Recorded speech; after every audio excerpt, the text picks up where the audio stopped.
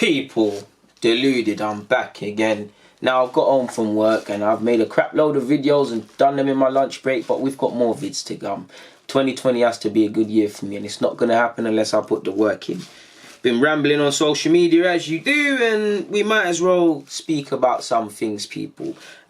First and foremost, let me go on Twitter because I'm pretty sure I DM'd myself some stuff, but it's sad for Callum Chambers, people, and he's out. He faces 6 to 9 months out, people, and I might as well read it. Further to the injury sustained during the game against Chelsea on Sunday, we can confirm that Callum ruptured the anterior cruciate ligament of his left knee. Apologies, people. Callum has had a successful surgery in London on Thursday morning. The rehabilitation process is expected to take between 6 and 9 months. Everyone at the club will be supporting Callum to ensure he is back on the pitch as soon as possible. We are all thinking of you and wishing you a speedy recovery. And it's sad, people, because I made some notes in my lunch break. Now, I'm no physio, but best case scenario is that he's able to start his rehabilitation phase. That doesn't mean playing football, but around June, around June, maybe July, that sort of period. Worst case, September. And listen, it's his ligament, it's his knee. He's 25 or turning 25 later this month. Very careful that although it sucks that he's missing, you get these sort of things spot on and fixed as best way as you can, because you don't want this to become a problem. At 25 or turning 25, 24, he can kind of get over it. If you're 30 years of age or 31, last contract, and this happens, you might as well kind of call it a day. No one might take a chance on you, sort of thing. Obviously, it sucks for Chambers because he's, rightly or wrongly, he's always been at a crossroads in his Arsenal career, because he was a victim of his own utility. He never quite nailed down a position. Had some decent games at right back, had some rather not ones. Went on loan, played in midfield, wasn't quite favoured as a regular centre half. Available for the right price we was hearing with the club, and he's been determined to make it at Arsenal. He signed new deals, he's gone out on loan, and he was facing a tough season. And he's been, I know Socrates and Luis, last 2 games, they've been untouchable. Well, not Socrates, mainly Luis, because Socrates didn't play against Chelsea. But Chambers, when called upon, has been playing very well. He's been competent at the back. I tell you, one thing I like about Chambers, he's a very old school defender in that he can ball play, but he's very aware of his capabilities. You won't see him trying to do things above his pay grade, thinking he's Van Dijk.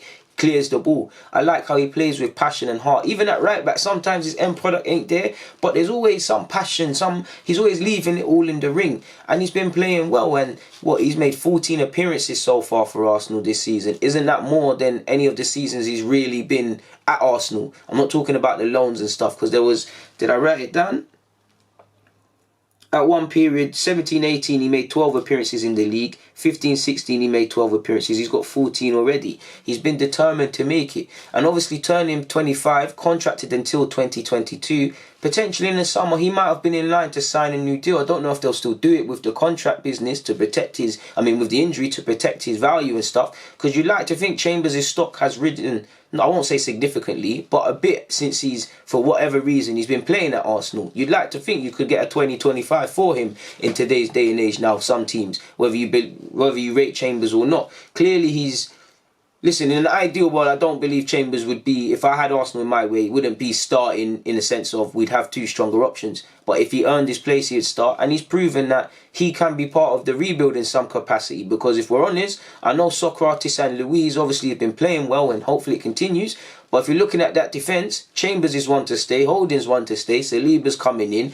You're probably looking to make way, or within the next 2 seasons, Socrates, Mustafi and David Luiz, to put it nicely, potentially be moved on. Chambers has done well. It sucks because, listen, Arteta's got them enjoying football again. I'm sure he wanted to be a part of that. We need the option. We're down to our last legs in terms of injuries. We need Chambers fit. So it sucks, people.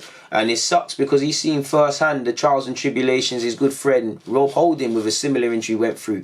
And you know Holding, them two are like brothers. He'll help him get through it as the rest of the club will. So we have to say the cliche things in that we hope it's a speedy recovery. Obviously, it's a man's health. We hope he gets back in time.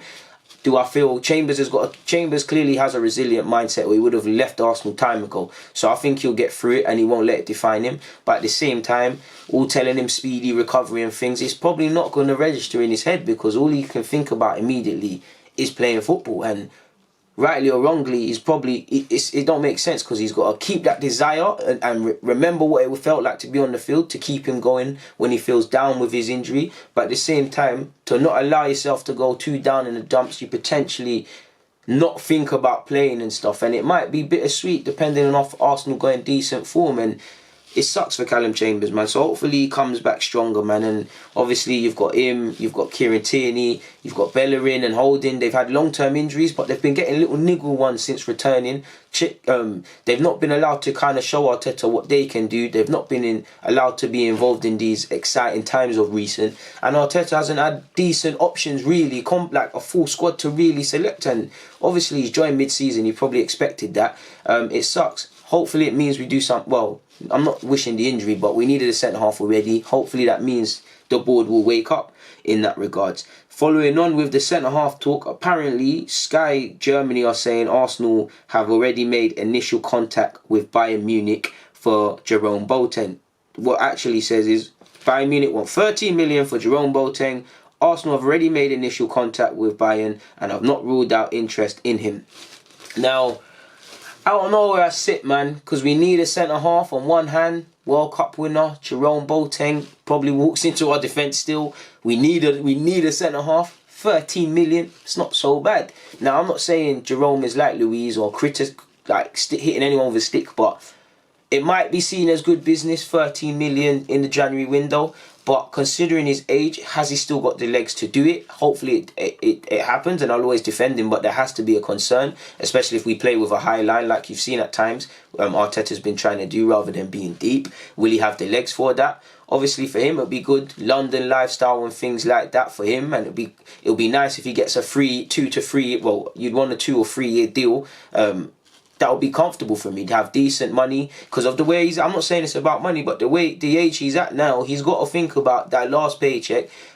He's got to be pushing for a 3 year deal, potentially 2 with an option of a third at least. That might shackle Arsenal because to a degree, I think Socrates and Luiz last two games from Luiz, last game from Socrates have been good, but at the same time, you could say that's mismanaged because Luiz is inconsistent, really and truly, if we're honest with ourselves. Contracted until 2021. Socrates, he's been okay since signing, but he's had some shaky moments. You've got Mustafi on this. If the inconsistencies remain and Jerome doesn't bang, are we going to add this to the mix? Now, he couldn't do much worse, and 13 million isn't the biggest. If we could, do a loan with an option to buy and just say, we'll shout you later in the summer, it'd be decent, but obviously, I don't know how true it is beyond paper talk, but we'll see, man. We just need any centre-half.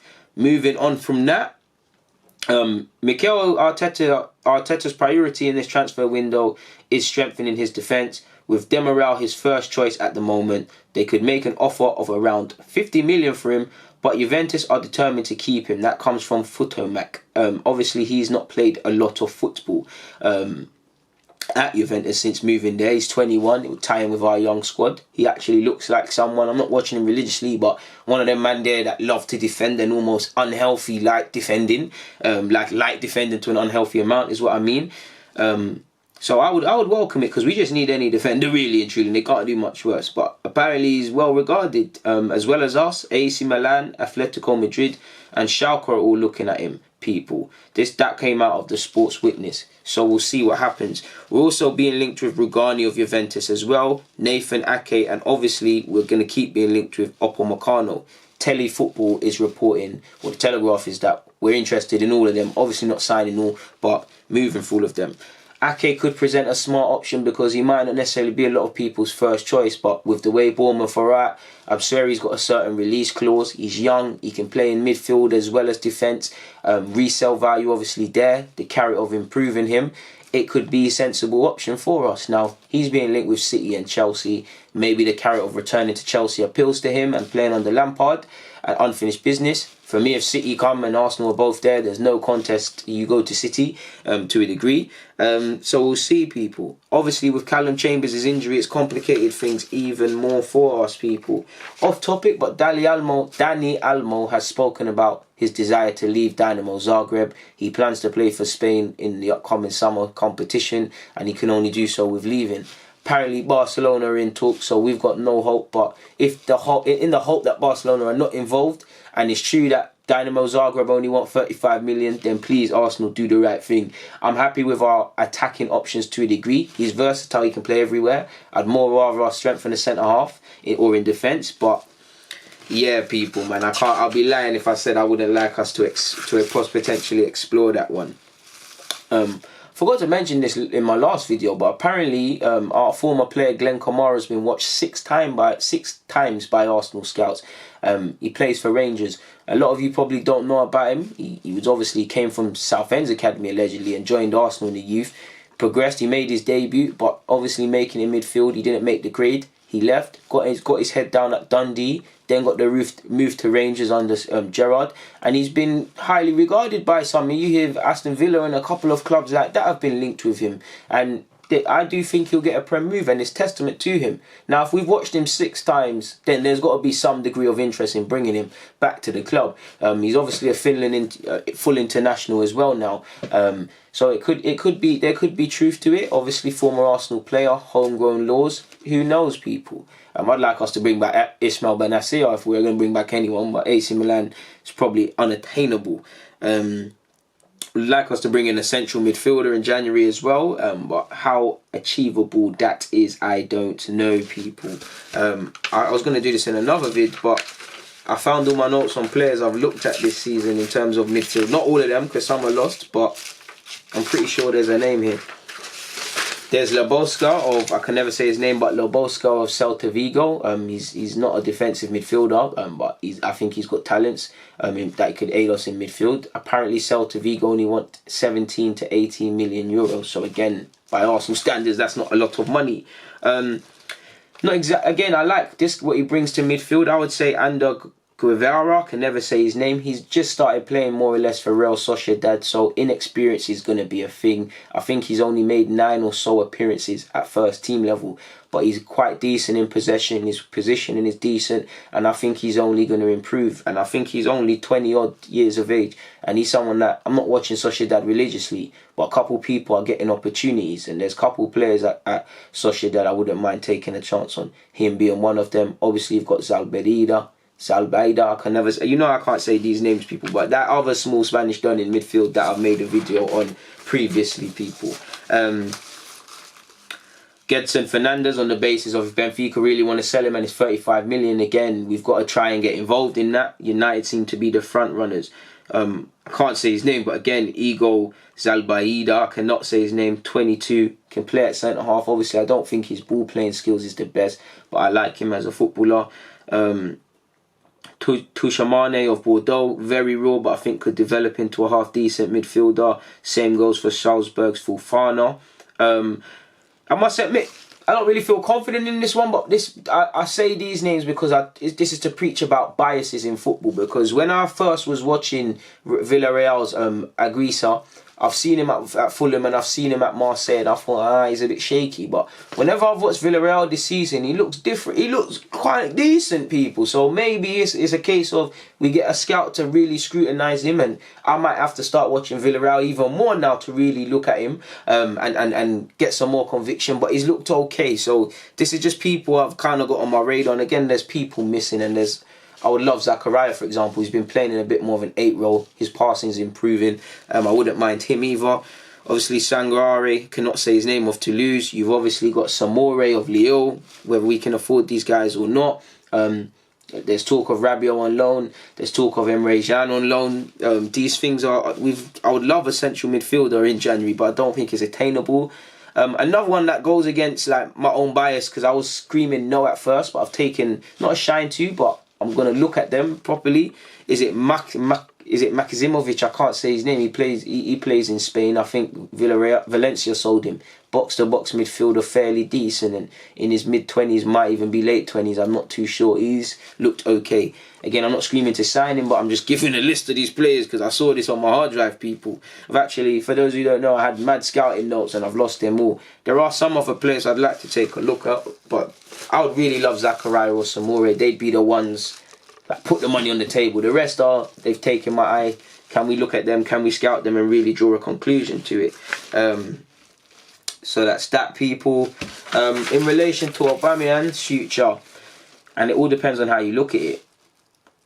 The English press like to talk a lot. For now, I'm here, 100% here. As soon as Arteta, got here, he put things on the table. He made it clear what he expected from us, and that was non-negotiable.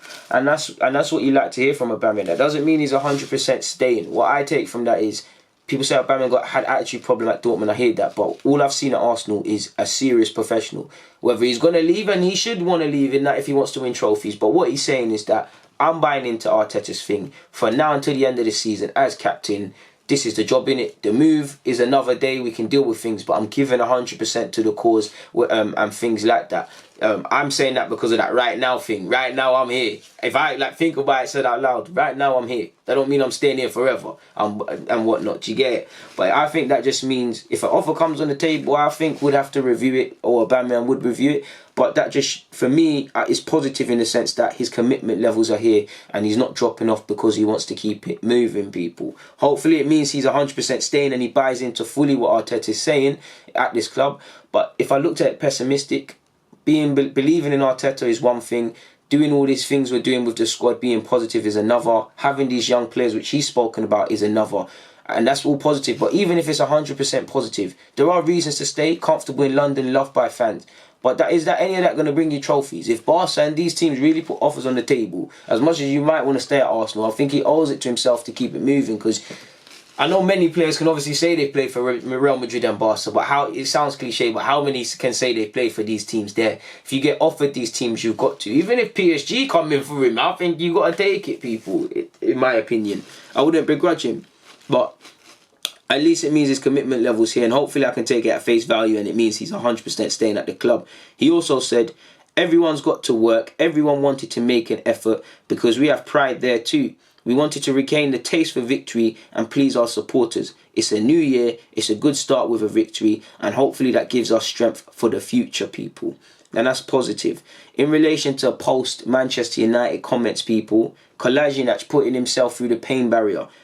Arteta's words on Kolasinac. He came to me yesterday and said, boss, if you need me to play, I can play. This is what you like, man. He chases down robbers on the streets, and he chases down wingers and right backs on the field, people. You don't want Kolasinac charging at you in any circumstance in life. And I think Tierney's the first choice, because I think Kolasinac is a bit shaky at times, but I think he's a decent second choice, and I like to hear the bravery from the man, really and truly. That's what he wants. Everybody's playing for shirts and whatnot because of Arteta coming in, and that's what I like. Obviously, he had to come off. It got a bit too much, but shout out to him.